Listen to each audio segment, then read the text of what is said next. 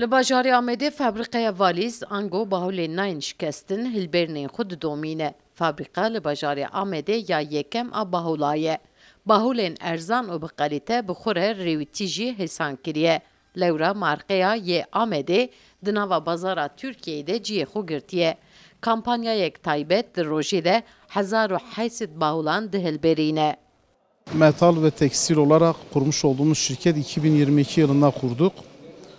Me amedekariya xwe ji mêjvaya dikir. Di sala 2022 da me fabrîqe vekir. Bahulan çê dikin. Walîzên ku em çê dikin, walîzên taybetin. Bi tu awayî naşkên. Gelek zexme û bi kalîte ye. 3 model olarak ürün üretiyoruz.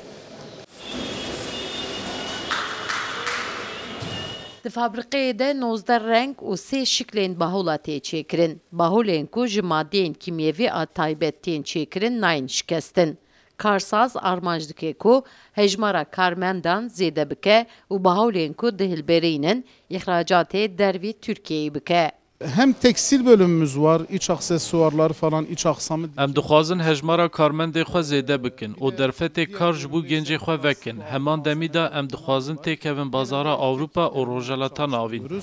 50 civarında elemanımız şu an mevcudumuzda çalışıyor. Di fabrîqeyê de vêga 43 zilam kar dike. Her karker li ser makîneyekî dixebite. Hinekên wan hundirê bahûla didurûn, hinekên wan dibirin, hinekên wan jî zincirên wan çê dikin. Sevda Kaplan, Kurdistan TV, Amed.